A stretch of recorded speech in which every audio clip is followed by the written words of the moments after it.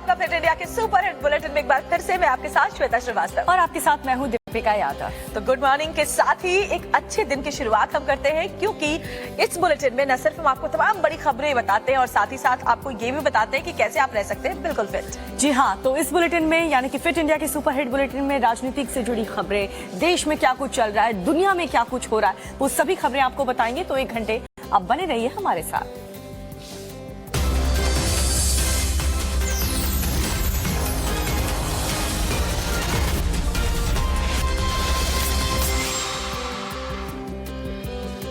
वैसे देखा जाए श्वेता, तो जो सर्दी है वो तो जा रही है और धीरे धीरे गर्मी का जो मौसम है वो आ रहा है, लेकिन सर्दी और गर्मी के बीच का ये जो वेदर होता है, ये जो मौसम होता है, ये जो सीजन होता है, वो शादियों का सीजन होता है। जिसे देखो वो शादी कर रहा है, बिल्कुल, जिसे देखो वो शादी कर रहा है या फिर शादी पार्टी अटेंड करने के लिए जा रहा है।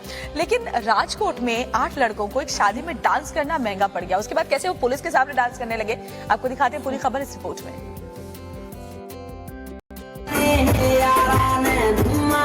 घोड़ी पर दुल्हा बैठा हो और घोड़ी के सामने दोस्तों के कदम न थिरके तो शादी में मजा नहीं आता। इन तस्वीरों को देखिए, ये राजकोट की तस्वीरें हैं। दूल्हा घोड़ी पर है और बैंड की धुन पे नाच रहे हैं दूल्हे के युवा दोस्त। वैसे तो ये तस्वीरें आम थी, लेकिन दूल्हे के दोस्तों ने एक गड़बड़ कर दी। डांस करने से पहले जमकर शराब पी और फिर शादी में नोट भी उड़ाए। वीडियो वायरल होते देर नहीं लगी। ड्राई स्टेट में शराब पीकर डांस, देखते ही देखते थानेदार साहब को भी गुस्सा आ गया। शराब पीकर डांस करने के आरोप में 8 युवकों को पकड़ लिया गया और उसके बाद डांस का रिक्रिएशन। बारी बारी से युवकों को डांस स्टेप दिखाने के लिए कहा गया। कभी दाईं तरफ से तो कभी बाईं तरफ खड़े युवक को नचाया गया। फिर सामूहिक नृत्य भी पेश कराया गया। सभी आरोपियों के खिलाफ गुजरात प्रोहिबिशन एक्ट के तहत मामला दर्ज किया गया है। आरोपियों को जेल भेज दिया गया है। पूरी घटना भक्तिनगर थाना इलाके की है। तो राजकोट में पुलिस ने तेजी से कार्रवाई की। शराब पीकर डांस करने वाले सभी लड़कों को पकड़ लिया और अब ये सभी लड़के पुलिस की हिरासत में हैं। जी हाँ, लेकिन लखनऊ पुलिस की बात करें तो उनके लिए मुसीबत आफत तब बन गई जब वकीलों का एक गुट वहां पर पहुंचा और जमकर के बवाल हुआ। उसके बाद ये पूरा मामला शांत कैसे हुआ वो भी देखिए। लखनऊ में वकील बिफर पड़े और पुलिस के पसीने छूट गए। इन तस्वीरों को देखिए। वकीलों का गुस्सा 7वें आसमान पर है। वकील उपद्रव करने के मूड में दिख रहे हैं। वकीलों को साथ देकर मुवक्किलों की रगों में भी जोश उमड़ पड़ा और पुलिस वालों से धक्का मुक्की शुरू हो गई। तस्वीरें विभूति खंड थाने की हैं। सड़क पर 2 वाहनों की टक्कर के बाद पुलिस दोनों पक्षों को थाने लाई थी। कार सवार जानकारों की मदद के लिए वकीलों का गुट भी पहुंचा। पुलिस दोनों पक्षों का अल्कोहल टेस्ट कराना चाहती थी, जिसे लेकर कार सवार वकीलों के साथियों ने हंगामा कर दिया। काफी देर तक थाने में हंगामा होता रहा। दूसरे पक्ष ने भी हंगामा करना शुरू कर दिया। काफी समझाने के बाद दोनों पक्ष शांत हुए। मामले में राजीनामा करते हुए दोनों ने मामले को थाने में ही खत्म कर दिया। अधिवक्ता साथीगण थाने पर आए तथा उन्होंने जोर दिया कि दोनों पक्षों के मध्य समझौता हो रहा है। ऐसी स्थिति में अधिवक्ता का शराब के लिए, अल्कोहल के लिए परीक्षण कराया जाना उचित नहीं है।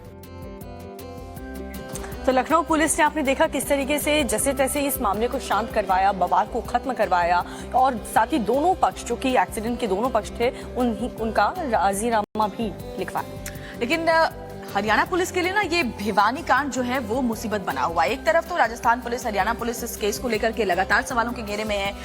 पुलिस पर दबिश के दौरान मारपीट करने के आरोप लगे, धक्का मुक्की करने के आरोप लगे और उसके बाद जो मुख्य आरोपी है मोनू मानेसर, उसके समर्थन में महापंचायत में हिंदुओं का हुजूम उमड़ पड़ा। पूरी खबर क्या है, अपडेट क्या है, आपको दिखाते हैं इस रिपोर्ट में।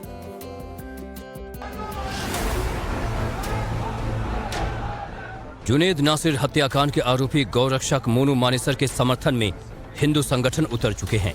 मंगलवार को मानेसर के भीष्म मंदिर में मोनू के समर्थन में महापंचायत हुई।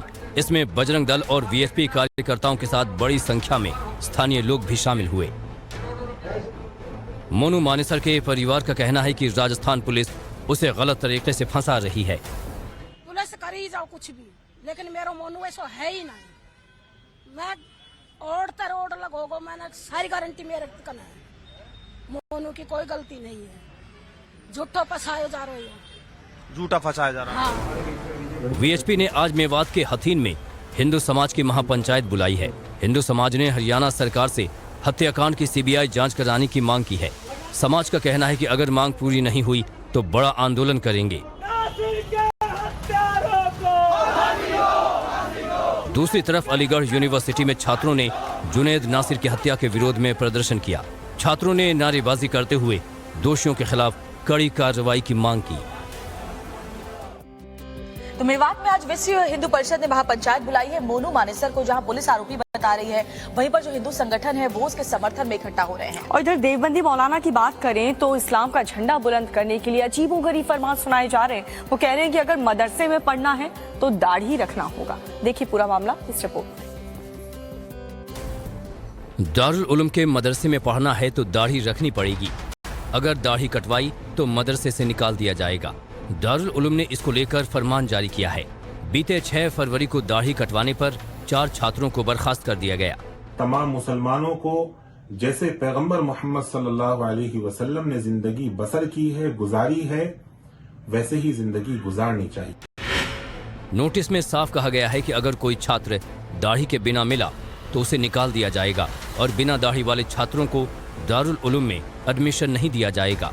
दारुल उलूम अशरफिया के मौलाना ने भी दारुल उलूम के फैसले का स्वागत किया। हम पैगंबर इस्लाम की जो नबियों की अजीम सुन्नत है उसको रखे, लिहाजा अगर कोई भी तालिब इल्म दारुल उलूम ही नहीं किसी और इदारे में भी अगर ऐसा करेगा तो उसके साथ भी यही रवैया इख्तियार किया जाए। मौलाना का कहना है कि हर मुसलमान को सुन्नत और शरई उसूलों पर चलना चाहिए। इस्लाम में दाढ़ी रखना सुन्नत है। तो इस फरमान को सुनकर के जो बच्चे हैं, जो स्टूडेंट्स मदरसे में पढ़ने गए, वो काफी ज्यादा परेशान हैं। बिल्कुल, और मौलाना इसे सुन्नत से जोड़कर देख रहे हैं। चलिए आपको देश में और क्या कुछ खबरें हैं वो दिखा देते हैं सिर्फ 2 मिनट में। नीतीश कुमार से राहें जुदा करने वाले उपेंद्र कुशवाहा और बीजेपी के बीच करीबियां बढ़ रही हैं। कुशवाहा और संजय जायसवाल के बीच मीटिंग हुई। बैठक के बाद जायसवाल ने कहा कि गठबंधन पर चर्चा नहीं हुई। कुशवाहा के जेडीयू छोड़ने पर नीतीश ने भी कटाक्ष किया है। सीएम ने कहा कि उपेंद्र कुशवाहा को किसी ने बुलाया नहीं था, वो खुद आए थे और खुद ही चले गए। इधर बीजेपी ने कुशवाहा को सच्चा समाजवादी नेता बताया है। पार्टी विरोधी गतिविधियों के आरोप में समाजवादी पार्टी से निकाली गई ऋचा सिंह ने अब चुनाव आयोग का दरवाजा खटखटाया है। ऋचा सिंह ने कहा है कि उनके निष्कासन में संविधान की अवमानना की गई है। उन्होंने चुनाव आयोग को लिखे पत्र में कहा है कि अखिलेश यादव ने संविधान की धारा 30 का उल्लंघन किया है। ऋचा सिंह ने आरोप लगाया था कि रामचरितमानस का समर्थन करने पर अखिलेश ने उन्हें पार्टी से निकाल दिया।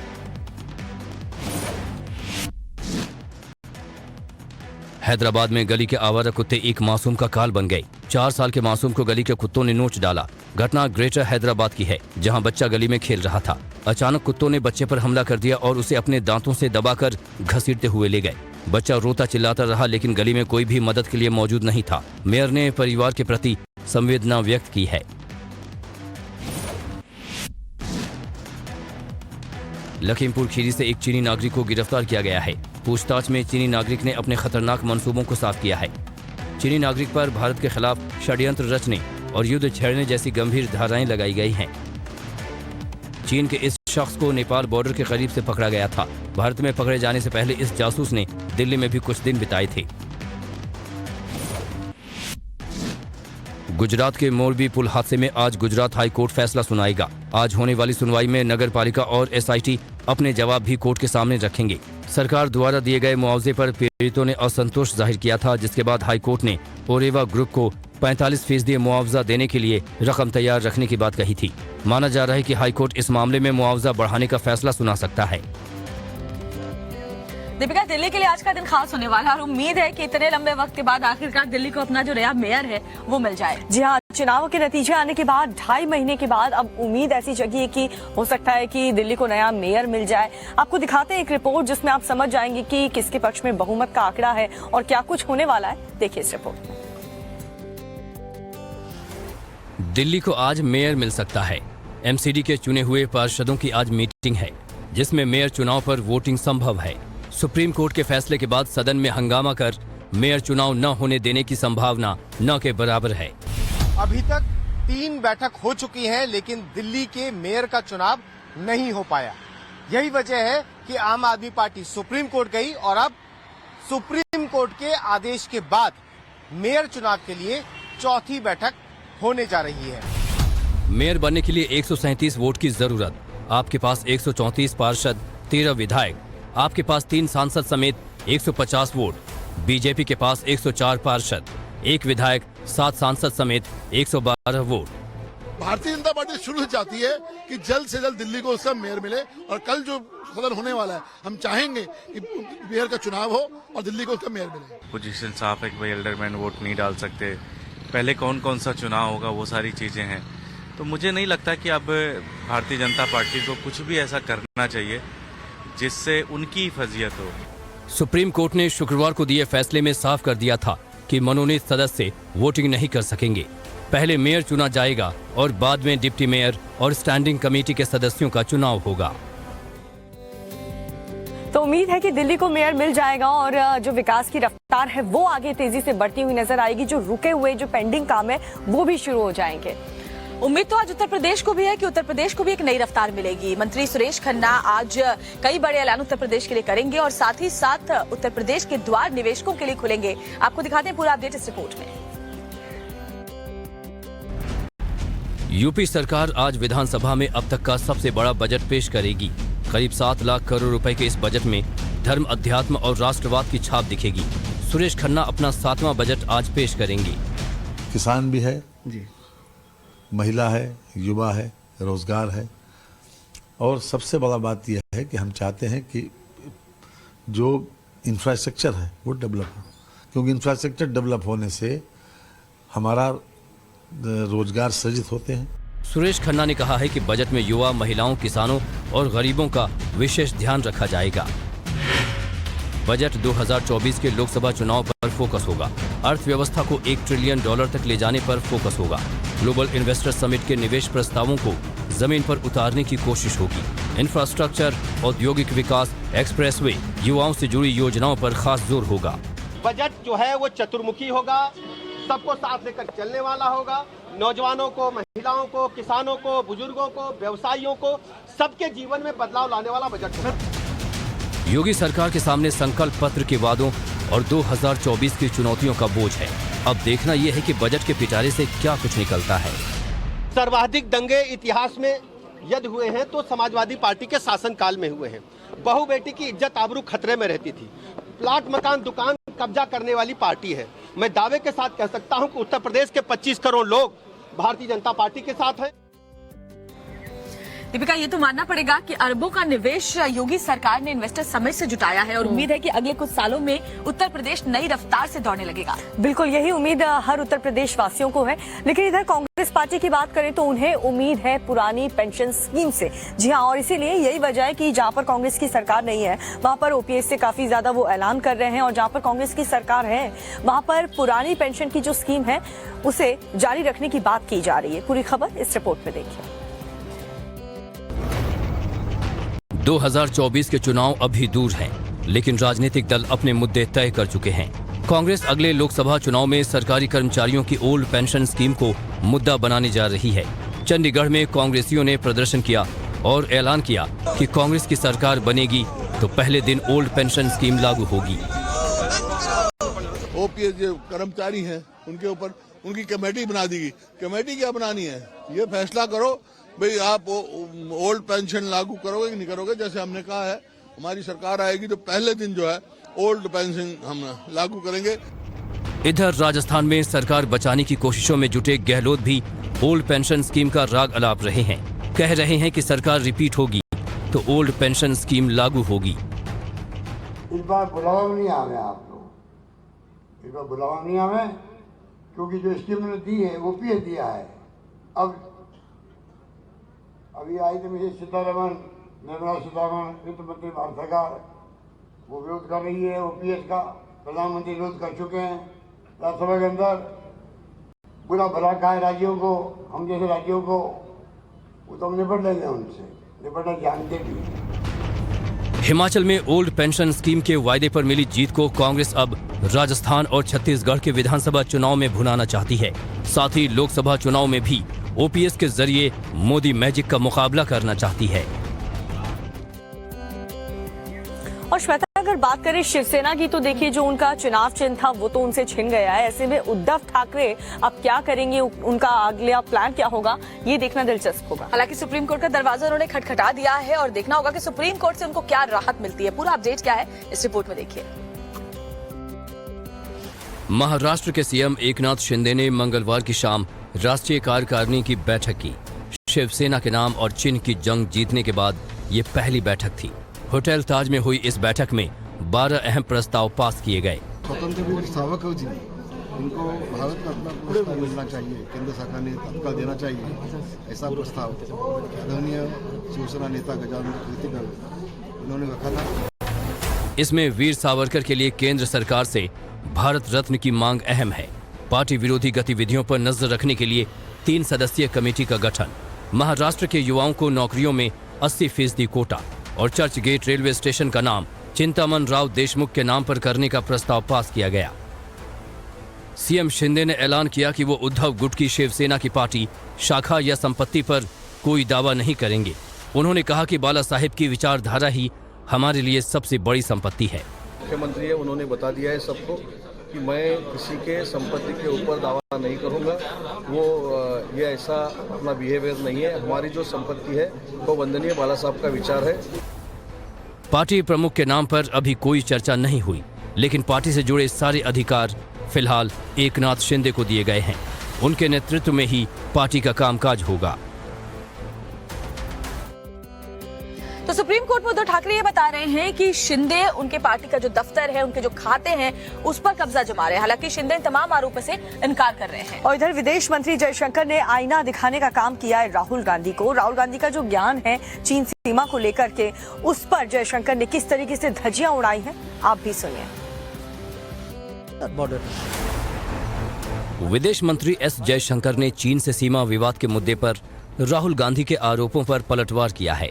उन्होंने कहा कि एलएसी पर सेना प्रधानमंत्री मोदी ने भेजा था, न कि राहुल गांधी ने।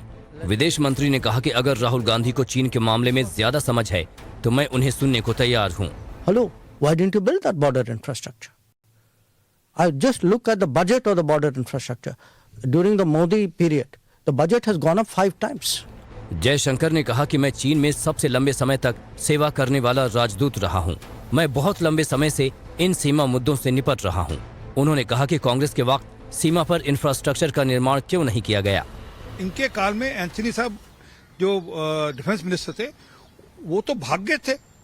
उन्होंने पार्लियामेंट में कहा था कि हम चाइना के साथ साथ सड़कें या ब्रिज या टनल्स नहीं बनाएंगे, हम इंफ्रास्ट्रक्चर नहीं खड़ा करेंगे, क्योंकि हमें डर है कि हम बनाएंगे और इस्तेमाल चाइना करेगा। ये तो हालत थी हमारे देश की।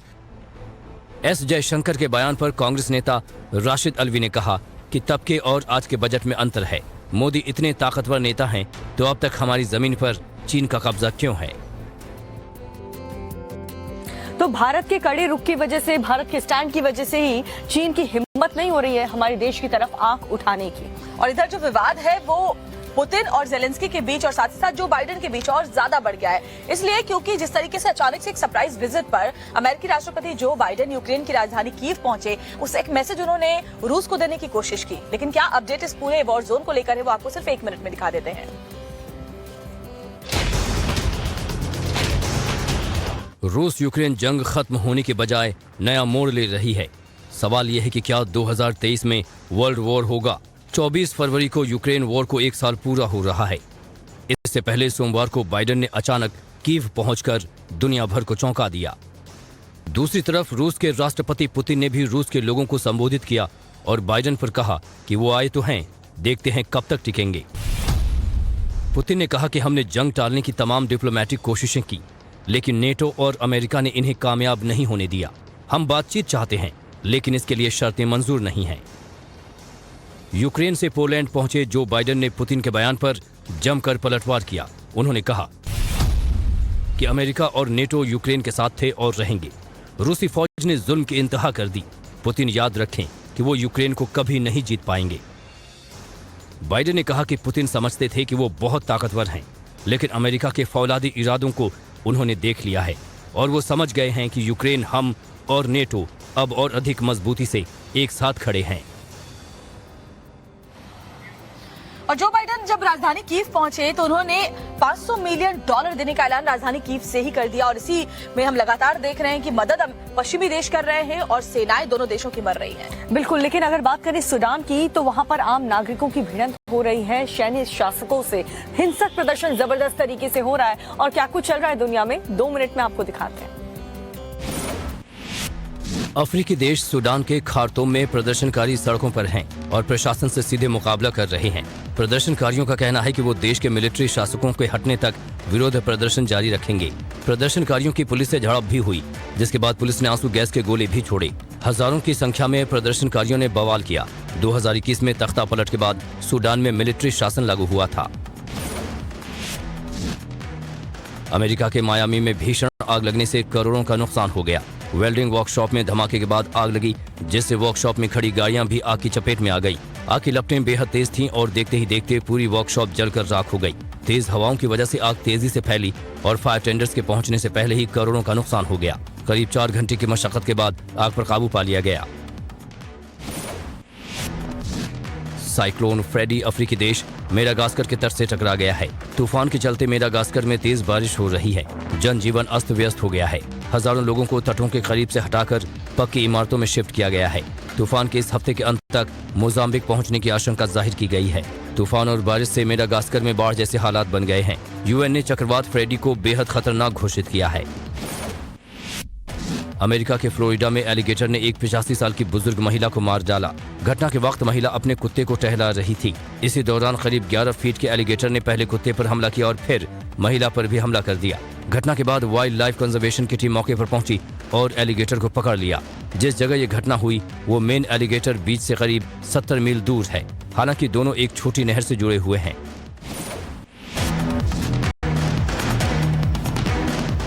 कोरोना से करीब 2 साल जूझने के बाद पुर्तगाल की सड़कें एक बार फिर कार्निवल परेड से गुलजार हैं। टोरेस वेदरास कार्निवल में देश भर के लोग शामिल हो रहे हैं। विदेशों से भी लोग पुर्तगाल के इस कार्निवल में शामिल होने पहुंचे हैं। इस कार्निवल में पुरुष ही महिलाओं के परिधान पहनकर शामिल होते हैं। ये परंपरा 19वीं शताब्दी से चली आ रही है। से जहां पर शादी समारोह का माहौल था और हर्ष फायरिंग की वजह से एक शख्स की मौत हो गई है। तस्वीरें भी आपको दिखाएंगे। ये बड़ी खबर आगरा से बता रहे हैं, जहां पर शादी समारोह में हर्ष फायरिंग में एक शख्स की मौत हो गई। ये घटना सदर थाना इलाके की है। पुलिस ने हर्ष फायरिंग के आरोपी को हालांकि गिरफ्तार कर लिया है। हर्ष फायरिंग का एक और मामला आगरा के यमुना पार इलाके से भी सामने आया, जिसका वीडियो पुलिस ने जारी किया है। लेकिन ये देखिए किस तरीके से एक शख्स को अपनी जान गंवानी पड़ी। हालांकि जो आरोपी था उसे पुलिस ने गिरफ्तार कर लिया है। तो ये बड़ी खबर मैं आपको बता रहे हैं। रोजाना हर्ष फायरिंग के ऐसे मामले शादियों के सीजन में सामने आते हैं, जहां लोगों की जान तक चली जाती है, लेकिन लोग फिर भी इससे कुछ भी सबक नहीं लेते। और एक बार फिर से आगरा की जो खबर है वाकई परेशान करने वाली है। तो आगरा की ये खबर आपको दिखा रहे हैं, जहां पर हर्ष फायरिंग हुई, शादी समारोह का माहौल था और किस तरीके से मातम वहां पर पसर गया क्योंकि हर्ष फायरिंग में एक शख्स की जान चली गई। तो सोचिए जरा, शादी इसका माहौल होता है, खुशी का माहौल होता है, लेकिन उसको लोग मातम में तब्दील कर देते हैं। वहाँ मातम पसर जाता है, लोग परेशान हो जाते हैं। वैसे दीपिका, परेशान तो जोशीमठ के लोग भी हो रहे हैं क्योंकि 4 धाम यात्रा शुरू होने वाली है। दरारें लगातार बढ़ती जा रही हैं और अब नेशनल हाईवे पर जो दरारों का जो साइज है वो जिस तरीके से बढ़ रहा है वो वाकई गंभीर है। पूरा अपडेट 1 मिनट में।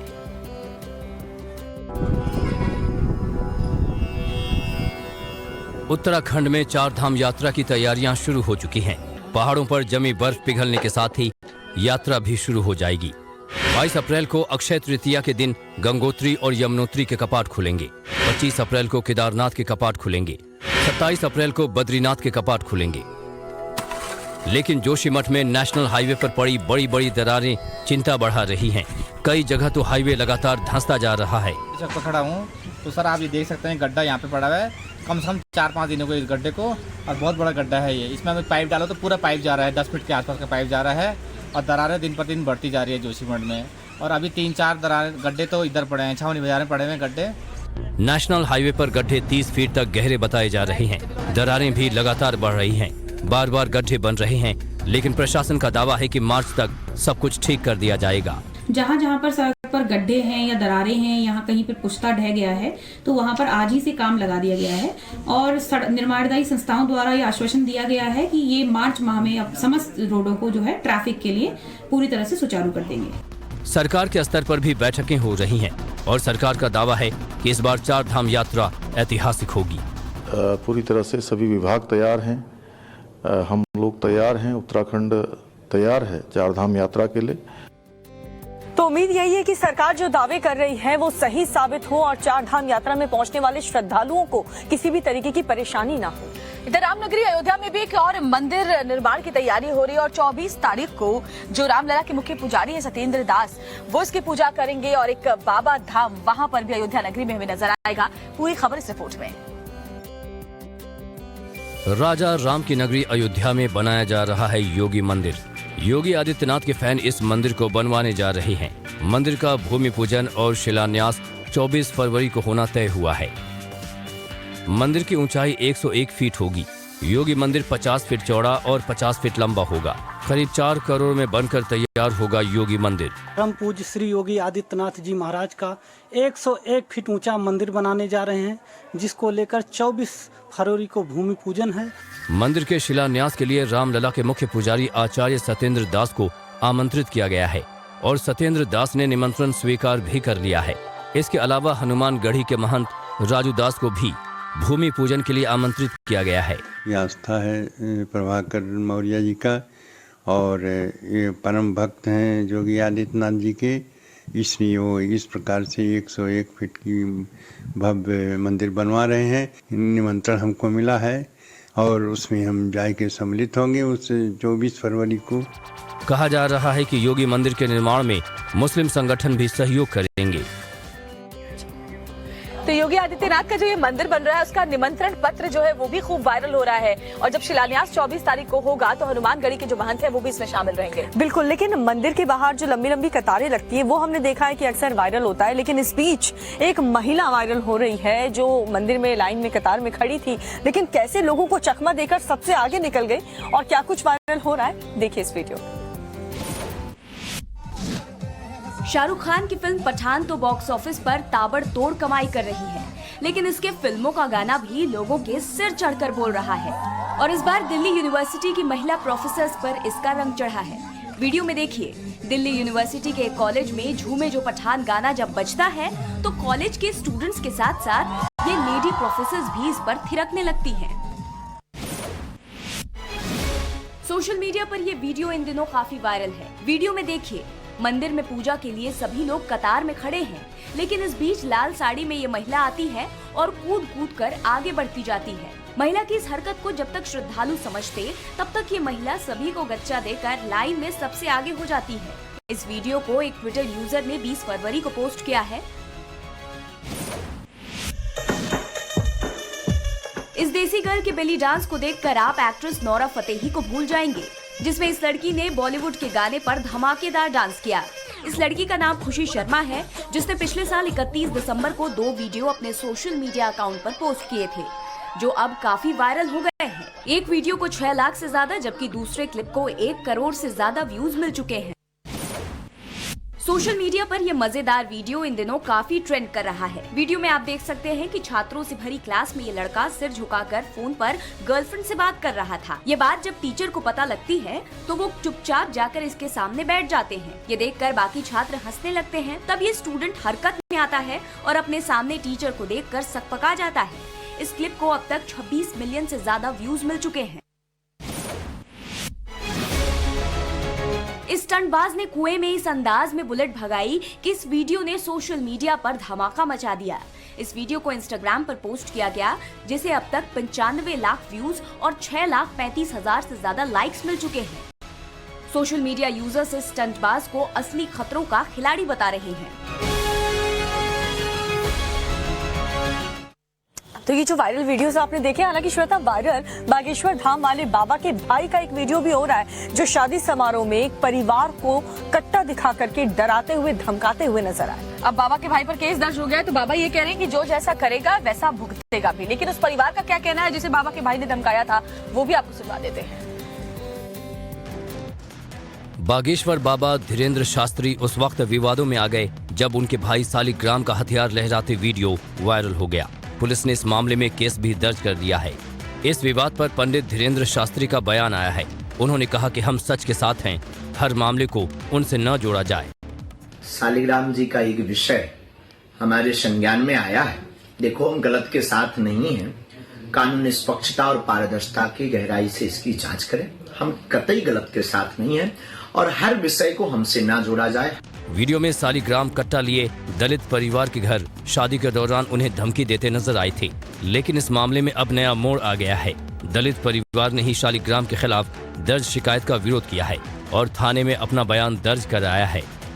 कट्टा नहीं लेते साहब, जो तो बता रहे आदमी ये धाम है बदनाम कर रहे और कछु नहीं आई में। कट्टा नहीं लेते, टॉर्च लेते भी। परिवार का कहना है कि वो धमकाने नहीं आए थे, वो उन्हें डीजे पर बज रहे गानों को लेकर समझाने गए थे। लोग धाम को बदनाम कर रहे हैं। तो बागेश्वर धाम वाले बाबा धीरेन्द्र शास्त्री वैसे ही हिंदू राष्ट्र की बात कह करके लगातार विपक्षियों के निशाने पर रहते हैं। अब उनके भाई का ये वीडियो सामने आने के बाद, ये मामला सामने आने के बाद विपक्षी उन पर लगातार हमले बोल रहे हैं। और इधर केरल के राज्यपाल आरिफ मोहम्मद खान की बात करें तो वो भी काफी चर्चा में है यूनिफॉर्म सिविल कोड को लेकर के। क्यों वो इसे देश के हित में बता रहे हैं और सही फैसला और जरूरी फैसला इसे वो करार दे रहे हैं, इस शॉर्ट रिपोर्ट में आपको दिखाते हैं।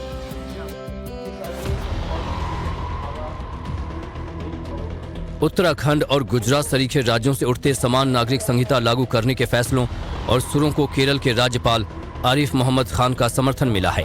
आरिफ मोहम्मद खान ने समान नागरिक संहिता को देश के हित में बताया है। चंडीगढ़ में अल्पसंख्यक सम्मेलन में आरिफ मोहम्मद खान ने समान नागरिक संहिता पर अपना रुख स्पष्ट किया। That Hindu Code Bill is applicable since last more than 60 years. And it is applicable not only to the Hindus, to the Sikhs, to the Jains, to the Buddhists. That if uniform civil code is enacted, then it will erode the identity of every community, and they will be forced to adopt uniform methods for the solemnization of marriage, for the burial of their dead, and all kind of things, which is totally without basis. Kerala के राज्यपाल ने दावा किया कि uniform civil code लागू होने से किसी धर्म या समुदाय की पहचान नहीं मिटेगी, बल्कि महिलाओं के लिए न्याय की व्यवस्था सुनिश्चित करेगा। As I understand from the provision, spirit of the provision in our constitution, this is to ensure uniformity of justice, particularly to the women who have been treated very differently and one can say unfairly in this matter. करें तो वहां पर एक video काफी चर्चा में है, क्योंकि युवक युवती बाइक पर इश्क फरमाते हुए नजर आ रहे हैं, सड़क पर घूम रहे हैं और काफी ज्यादा ये वीडियो वायरल भी हो रहा है। अब पुलिस इन दोनों इश्कबाज कपल को ढूंढ रही है और ताकि उन्हें डिसिप्लिन का जो पाठ है वो पढ़ाया जा सके। पूरी खबर क्या है आपको इस रिपोर्ट में दिखा देते हैं।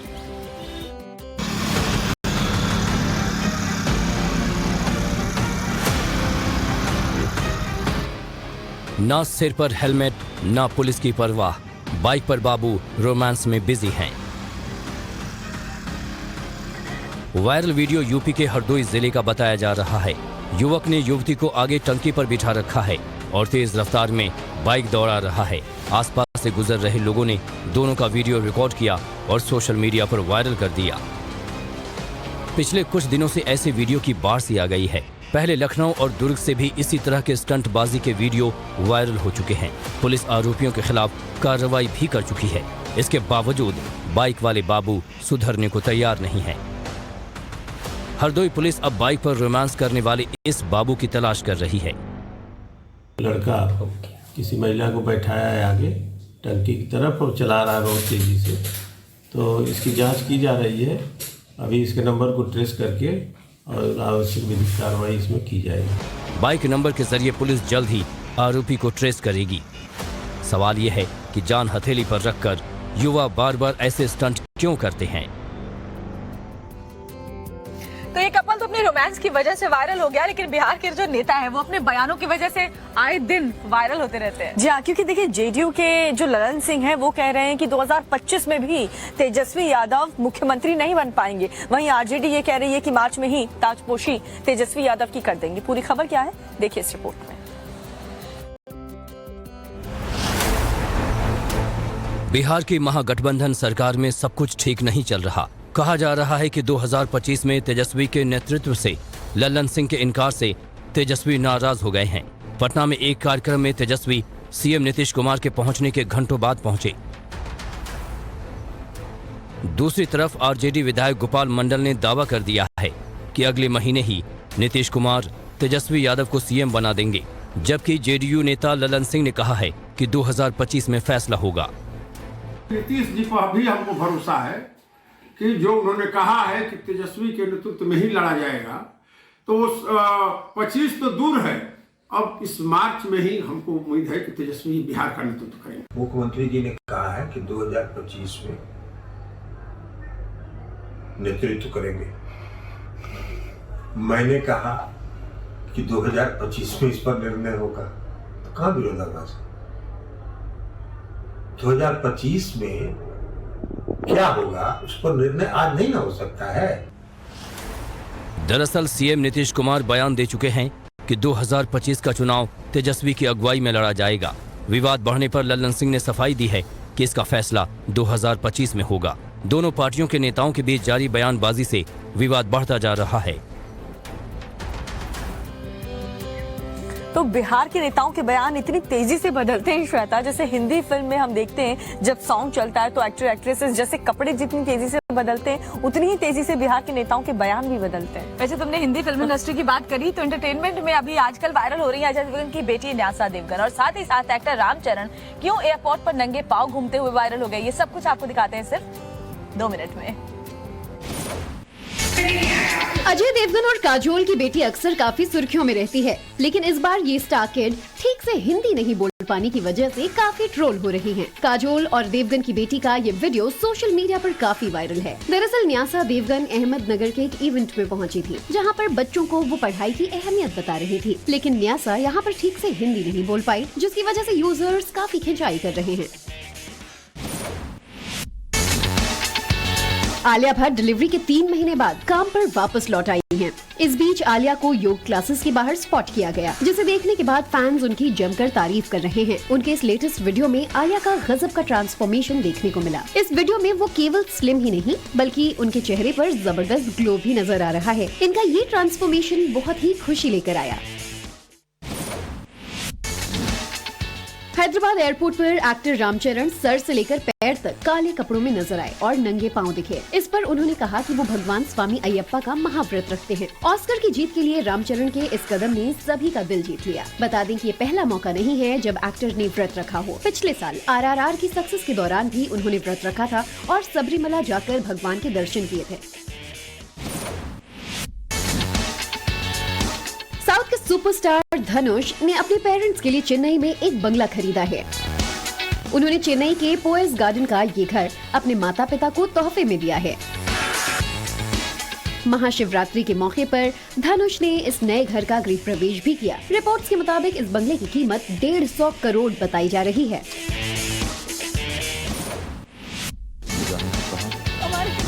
2022 में आई फिल्म द कश्मीर फाइल्स ने बॉक्स ऑफिस पर जमकर धमाल मचा दिया। विवेक अग्निहोत्री के डायरेक्शन में बनी मूवी ने Dada Saheb Phalke international film festival 2023 में बड़ी जीत हासिल की है। अनुपम खेर, मिथुन चक्रवर्ती जैसे मंझे हुए कलाकारों से सजी मूवी ने बेस्ट फिल्म का अवार्ड अपने नाम किया। डायरेक्टर विवेक अग्निहोत्री ने ट्वीट कर इसकी जानकारी दी। तो फिर इंडिया के सुपरहिट बुलेटिन में हमने दिन की शुरुआत आपकी कर दी है तमाम खबरों के साथ, फिर चाहे वो पॉलिटिक्स हो, एंटरटेनमेंट हो, सब कुछ हमने आपको बता दिया है। बिल्कुल, आप लोग भी अपनी सेहत का ख्याल रखें। पूरे दिन के लिए आप अपडेट हो चुके हैं। कल फिर से फिट इंडिया के सुपरहिट बुलेटिन में आप लोगों से मुलाकात होगी।